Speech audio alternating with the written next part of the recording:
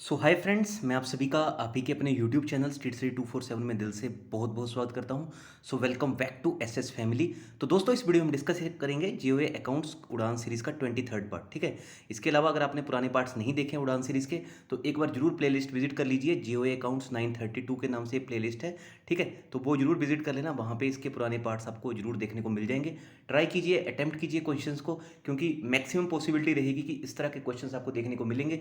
इसके अलावा किस तरह से रिसेंट टॉपिक्स पूछे गए हैं, किस तरह से टॉपिक्स पूछे जाएंगे, तो मैंने सिलेबस करके एक प्लेलिस्ट बनाई है जीओए अकाउंट सिलेबस, वो भी एक बार जरूर आप विजिट कर लीजिएगा। तो एक आपको रफ आइडिया सा हो जाएगा किस तरह के क्वेश्चंस एग्जामिनर, किस तरह के fancy questions examiner repeated basis पर पूछता जा रहा है। तो चलिए स्टार्ट कर लेते हैं क्वेश्चन नंबर फर्स्ट से। चैनल पर पहली बार आए होंगे तो चैनल को सब्सक्राइब करके रख लेंगे।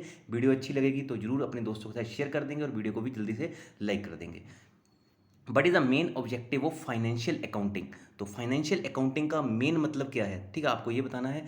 तो बिल्कुल सही आंसर रहेगा इसका option C, both profit and loss account and balance sheet. ठीक है, दोनों रहेंगे, profit and loss account and balance sheet. Next is according to which concept. तो आपको बताना वो कौन सा कंसेप्ट है जिसमें बेसिकली क्या होता है, the owners are consider to be different from the business, जिसमें ओनर्स को बिजनेस से डिफरेंट माना जाता है। तो ओनर्स को डिफरेंट माना जाता है from business under the concept of business entity concept. ठीक है, तो ये कंसेप्ट का नाम है बिजनेस एंटिटी। ठीक है, कुछ क्वेश्चंस ऐसे भी हैं, मुझे आई होप कि आपको कुछ यहाँ से क्वेश्चन नहीं भी आते होंगे, तो क्या करना यार, उनको साथ में एक नोट्स की फॉर्म में भी लिख के रख लेना। अगर आपको मैक्सिमम, मुझे पता है जो भी कैंडिडेट्स रेगुलर चैनल को फॉलो कर रहे हैं उनको क्वेश्चंस के आंसर आते होंगे, बट फिर भी एक दो क्वेश्चंस अगर आपको जहाँ पे कंफ्यूजन हो तो आप चाहें तो उनको नोट में लिख के रख सकते हैं, ताकि जब भी आप पेपर देने जाओ तो वही क्वेश्चन पढ़ के जाओ जो आपको नहीं यहाँ पे अटैम्प्ट हो रहे हैं। ठीक है, next is according to which concept all the transactions are measurable in terms of money are recorded in accounts. ठीक है, तो ये कौन सा कॉन्सेप्ट है, तो राइट आंसर रहेगा option C, money measurement concept. So according to money measurement concept all the transactions are measurable in the terms of money. ठीक है, एंड रिकॉर्डेड इन अकाउंट्स।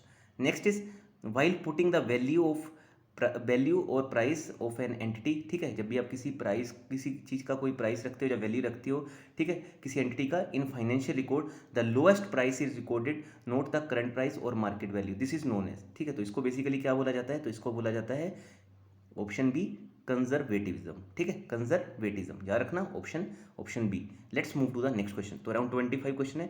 ठीक है, जल्दी से इस वीडियो को खत्म करेंगे, इसके बाद फिर हम ट्राई करेंगे एक और वीडियो भी लेके आने का जल्दी से। क्या एक और वीडियो आपको फटाफट से एग्जाम से पहले चाहिए तो जरूर कमेंट सेक्शन में एक बार कमेंट कर देना। Next is which the following is related to scientific system of maintaining account. तो ऑब्वियस सी चीज़ है, ये तो सभी को पता है, डबल एंट्री सिस्टम। ठीक है, डबल एंट्री सिस्टम मतलब एक डेबिट होगा एक क्रेडिट होगा। ठीक है, कोई भी अकाउंट अगर डेबिट हो रहा है तो उसके कोरस्पॉन्डिंग कोई ट्रांजेक्शन, कोई अकाउंट जाके क्रेडिट हो जाएगा। अगर किसी अकाउंट में क्रेडिट हुआ है तो ऑब्वियस सी चीज़ है कि वहाँ पे डेबिट हो जाएगा। तो डबल एंट्री सिस्टम के ऊपर भी एक इंपॉर्टेंट टॉपिक है, जैसे मैंने आपको बताया कि जीएसटी, इनकम टैक्स। ठीक है, वैसे ही डबल एंट्री सिस्टम, पोस्टिंग कैसे करनी है, ट्रांजेक्शन वगैरह, ये वाले सब इंपॉर्टेंट टॉपिक है यार। यहाँ से क्वेश्चन पूछे ही गए हैं, हमने अगर प्रीवियस 5 ईयर के भी ट्रेंड चेक किए हैं तो। विच of the following defines outstanding salary account. तो इनमें से कौन डिफाइन करता है आउटस्टैंडिंग सैलरी अकाउंट को। ठीक है, तो यहाँ पे चार ऑप्शन है, A natural personal account, artificial personal account, representative personal account और रियल अकाउंट। तो राइट आंसर रहेगा option C, representative personal account. साथ साथ में क्वेश्चन अटेम्प्ट भी करते रहिए, देखिए आपको कितनी यहाँ पे नॉलेज हो रही है। हो सकता है यहाँ पे बाई चांस मेरे से कोई क्वेश्चन गलत भी एक्सप्लेन हो जाए तो मैं उसको कमेंट सेक्शन में पिन कर दूंगा, क्योंकि मैं भी भगवान नहीं हूँ, मेरे से भी गलती हो सकती है। ठीक है, तो कुछ भी ऐसा मुझे ऐसा डाउट लगेगा तो एक बार कमेंट सेक्शन जरूर कर देना, वहाँ पे मैं चेक कर लेना, मैं वहाँ पे भी पिन कर दूंगा। Debit the receiver, credit the giver is rule for. ठीक है, तो ऐसे रूल भी पूछे जाते हैं, तो राइट आंसर है personal account. Next is interest earned इसे। तो बेसिकली जो भी आप इंटरेस्ट कमाते हो, ठीक है, आपने देखा होगा कि आपको बैंक में भी इंटरेस्ट मिलता है। ठीक है, इसके अलावा जो भी आप एफ डी आर डी रखते हो या फिर S B account, saving account रखते हो, वहाँ पे इंटरेस्ट मिलता है। सेविंग अकाउंट पे इंटरेस्ट कैसे कैलकुलेट होता है, सेविंग अकाउंट पे जो इंटरेस्ट कैलकुलेट होता है वो डेली आपका जो एवरेज बैलेंस है, तो याद रखना डेली एवरेज बैलेंस पे। बहुत से लोगों को लगता है कि क्वार्टरली, क्वार्टरली तो आपके खाते में बैंक डालता है इंटरेस्ट। कभी अगर आपने आपका अकाउंट रहा हो तो अपनी पासबुक उठा के देखना कि बैंक आपको हर 3 महीने में इंटरेस्ट डालता है, बट वो कैलकुलेट किस बेसिस पे होता है, जो आपका डेली एवरेज बैलेंस रहता है। ठीक है, एवरेज बैलेंस मतलब कि जो डेली आपका बैलेंस मेंटेन रहता है उसके बेसिस पर वो आपको क्वार्टरली अकाउंट में क्रेडिट होता है। तो ये चीज़ कन्फ्यूज करती है कि जो इंटरेस्ट है वो कैसे कैलकुलेट होता है, डेली बेसिस पे, मंथली बेसिस पे, क्वार्टरली बेसिस या ईयरली बेसिस पे।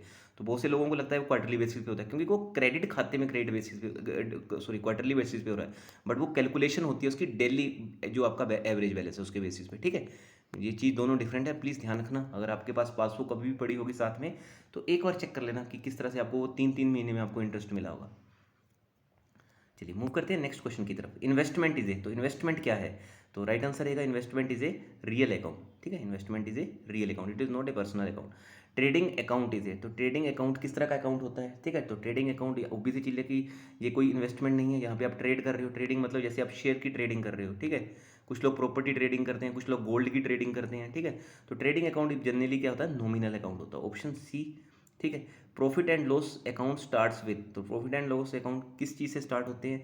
तो ऑब्वियस चीज़ है ग्रोस प्रॉफिट के साथ। ठीक है, हमेशा आपको याद होगा ग्रोस प्रॉफिट वो रहता है, उसके बाद कुछ भी सरकार को आपने टैक्सेस पे किए या फिर आपकी कुछ भी जैसे सपोज कर एक्सपेंसेस वगैरह हुए, वो सारी चीज़ें ग्रोस प्रॉफिट से माइनस होकर आपको एनपी मिलता है। ठीक है, that is net profit. Next is all revenue incomes are credited to, तो सारी रेवेन्यू इनकम्स कहाँ पे क्रेडिट होती हैं? तो ये भी सिंपल सा आंसर रहेगा इसका, option C profit and loss account, P&L account में। तो दोस्तों मैं सारी चीज़ें आपको मैक्सिमम समझाने की कोशिश करता हूँ। ठीक है, ताकि आप इजीली यहाँ पे पेपर में भी क्वेश्चंस को अटेम्प्ट कर पाओ, देख पाओ कि किस तरह से क्वेश्चंस आ रहे हैं। ठीक है, इवन आपने देखा होगा कि बहुत से लोग ऐसे भी हैं जो सिर्फ क्वेश्चन पढ़ेंगे, आंसर बोल लेंगे, बात खत्म। बट मैं ट्राई करता हूँ कि जितनी चीज़ें आपको ज़्यादा से ज़्यादा समझा सकूँ। इन P&L अकाउंट इफ डेट is more than the credit the difference is, ठीक है, कोई भी प्रॉफिट एंड लॉस अकाउंट है, वहाँ पे अगर डेबिट ज़्यादा हो रहा है क्रेडिट से, तो डिफरेंस को क्या बोला जाता है? तो भी सी चीज़ है, लॉस ही होगा। नहीं sorry, profit and loss, in profit and loss account if debit is more than the credit, तो भी चीज़ है यहाँ पे क्या निकलेगा? नेट प्रॉफिट, NPE निकलेगा। ठीक है, net profit. Next is assets which are acquired and held permanently and used in the business with the objective of making profits is known as, तो भी सी चीज़ है, इनको बोला जाता है फिक्स्ड एसेट्स। ठीक है, जिससे क्योंकि यहाँ पे क्या बात हो रही है? यहाँ पे हो रही है मेकिंग प्रॉफिट, कुछ ना कुछ आपको प्रॉफिट बनना। तो assets which are required and held permanently, permanent है, फिक्स मतलब परमानेंट। ठीक है, फिक्स मतलब जैसे आपकी कोई सपोज करो आपने कोई land and machinery sorry land खरीद ली, तो वो क्या आपका एक तरह से फिक्स्ड एसेट है। आपने बिल्डिंग खरीद ली, वो भी आपका एक तरह से फिक्स एसेट है, और आपने इसको बिजनेस को में यूज़ किया और क्या बना रहे हैं आप? प्रॉफिट बना रहे हैं। तो ये एक होगा फिक्स्ड एसेट, क्योंकि ये परमानेंट इन नेचर रहते हैं। फिक्स हम बोलते नहीं कि यार ये पर्सन तो यहाँ पे फिक्स हो गया है, यहीं रहने लग गया, मतलब कि अब ये परमानेंट सा हो गया है। Which of the following assets have definite physical share or identity and existence? तो ये आपको बताना है किस तरह के assets है that have definite physical share और identity and existence। तो भी सी चीज़ है, ये हैं tangible assets। ठीक है, जिनका फिजिकल शेयर और आइडेंटिफाई एंड एग्जिस्टेंस है। ठीक है, नेक्स्ट इज आउटस्टैंडिंग एक्सपेंसेस है, तो आउटस्टैंडिंग कोई भी एक्सपेंसेस है, ये आपकी एक तरह से लाइबिलिटी हो गई। कब सपोज करो वहाँ पे लिख दिया, अगर वहाँ पे टेलीफोन एक्सपेंसेस है, तो वहाँ पे चार ऑप्शन दे देगा, लाइबिलिटी, इनकम, एसेट। तो याद रखना it is a kind of liability. अगर वहाँ पे आ गया वाटर यू पे, थोड़ा सा एग्जामिनर क्या करेगा, यहाँ पे घुमा के क्वेश्चन पूछ लेगा, कैसे? Like Ram paid the electricity bill है, then this kind of expenses is known as, तो वहाँ पे चार ऑप्शन दे देगा। तो आपको याद रखना है expenses is a liability. Interest on a business is a sorry interest on capital is a business can be defined as, तो इसको क्या डिफाइंड, इसको डिफाइंड कैसे किया जाता है? जो भी है it is defined as a expense. Next is the ratio which reflect managerial efficiency in handling the asset is, ठीक है, तो जो रेशियोज होती हैं जो रिफ्लेक्ट करती हैं मैनेजेरियल, जो कोई भी मैनेजर की एफिशिएंसी को in handling the asset is generally known as turnover ratios, option A turnover ratios. Next is interest on capital is added with the, तो इंटरेस्ट ऑन कैपिटल को, जो भी इंटरेस्ट होता है कैपिटल में ऐड किया, किस में ऐड किया जाएगा? जो भी कैपिटल पे आपने इंटरेस्ट कमाया, सपोज करो आपने 100 रुपये कमाए, तो किस में ऐड करोगे? वो भी चीज़ें किस में ऐड करोगे? कैपिटल में ही तो ऐड करोगे ना। चलिए मूव करते हैं नेक्स्ट क्वेश्चन की तरफ। The ratios which reveal the final result of the managerial policies and performance, तो जो रेशो है जो रिवील करती है फाइनल रिजल्ट, जो भी मैनेजर की पॉलिसीज हैं, परफॉर्मेंस है, तो भी चीज़ है जो भी फाइनल रिजल्ट क्या दिखाएगा? कुछ ना कुछ यहाँ पे प्रॉफिटेबिलिटी दिखाएगा। तो these are known as the profitability ratios. Which of the following matches with fixed asset ratio, तो इसमें से क्या मैच करता है फिक्स्ड एसेट रेशो के साथ? तो राइट आंसर रहेगा long term solvency ratio, obvious answer है ऑप्शन बी।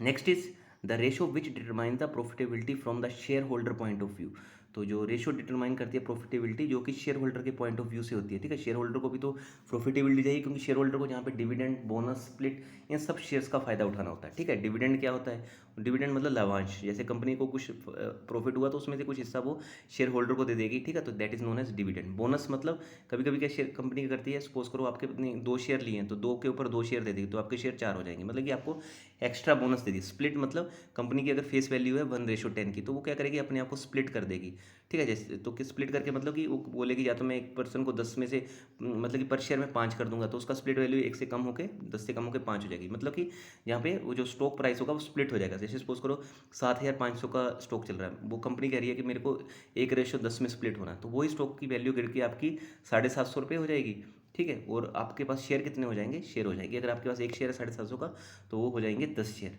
तो इस तरह से स्प्लिट वर्क करता है। तो इस रेशो को क्या बोला जाता है, तो ऑब्वियस चीज़ है, it is known as return on share holders fund.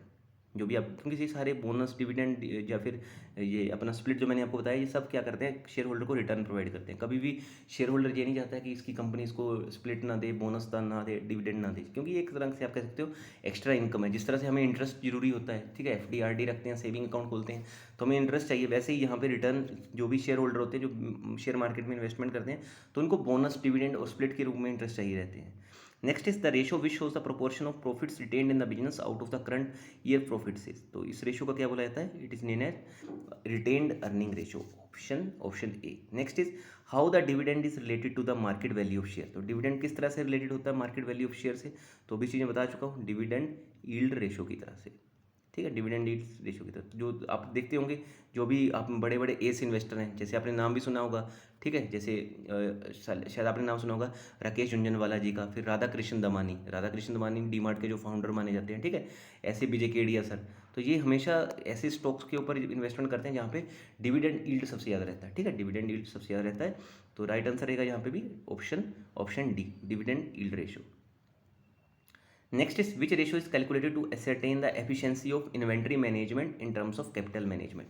तो ये कौन सी रेशो है दैट विच जो बेसिकली कैलकुलेट करती है या फिर आप कह सकते हैं एसरटेन करती है the efficiency of inventory management in terms of capital management. तो भी सा चीज़ है स्टॉक वेलोसिटी रेशो, ऑप्शन ए स्टॉक वेलोसिटी रेशो।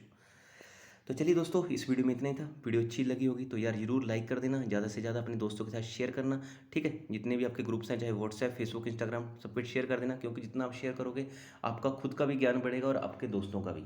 इसके अलावा अभी तक टेलीग्राम पे नहीं जुड़े होंगे तो टेलीग्राम पे सर्च कर लेना @स्ट्रीट स्टडी। इंस्टाग्राम पे भी आप जुड़ सकते हो स्ट्रीट स्टडी 247 लिख के।